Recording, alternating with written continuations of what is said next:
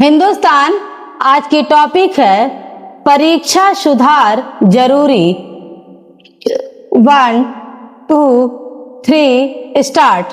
प्रश्न पत्र लीक के खिलाफ छात्रों का आंदोलन अपनी जगह है और उनकी संतुष्टि के बाद ही इसका समापन होगा। फिलहाल समय संयम और संवाद का है। अब इस आंदोलन का जो आकार हो गया है उसमें कई सियासी कोण बन गए हैं, तो इसके पटाक्षेप में भी कुछ वक्त लग सकता है। सियासत से अलग अगर देखें तो गुरुवार को जिस तरह से प्रधानमंत्री नरेंद्र मोदी ने स्वयं कड़ा रुख दिखाया है, उससे लगता है कि देश में परीक्षा पारदर्शिता के एक नए दौर का आगाज हो सकता है। सरकार ने परीक्षा पत्र लीक के जिम्मेदार लोगों को दंडित करने के लिए त्वरित अदालतें या फास्ट ट्रैक कोर्ट स्थापित करने का निर्णय लिया है। वाकई युवाओं का भविष्य उज्जवल बनाने के लिए परीक्षाओं को निर्दोष बनाना होगा।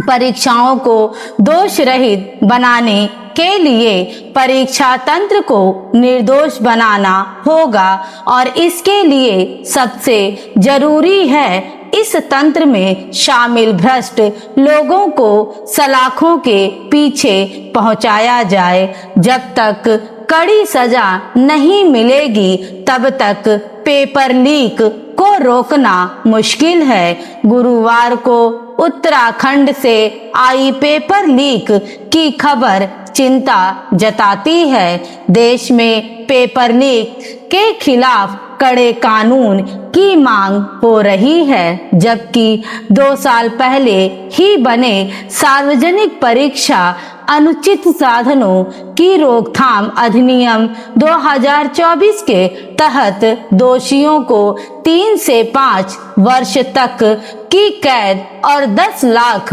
रुपए तक का जुर्माना हो सकता है, जबकि अगर कोई गिरोह ऐसा करे तो सजा बढ़कर 5 से 10 वर्ष की कैद और कम से कम 1 करोड़ रुपए का जुर्माना हो जाती है।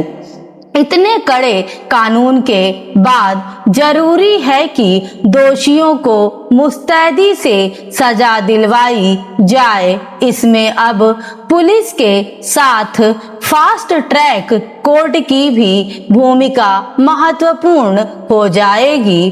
कुछ राज्यों ने ऐसी विशेष अदालतों को गठन किया है और जिस भी राज्य को इसकी जरूरत महसूस हो रही हो उसे ऐसा करना हो चाहिए।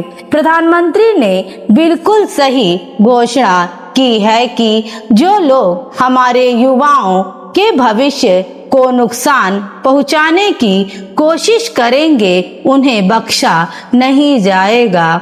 इस घोषणा को साकार करने की जिम्मेदारी सरकार के साथ उन तमाम लोगों को निभानी पड़ेगी जो परीक्षा तंत्र से जुड़े हुए हैं। यह छात्र आंदोलन जब समाप्त हो जाएगा तब छात्र संगठनों को सजग रहना पड़ेगा।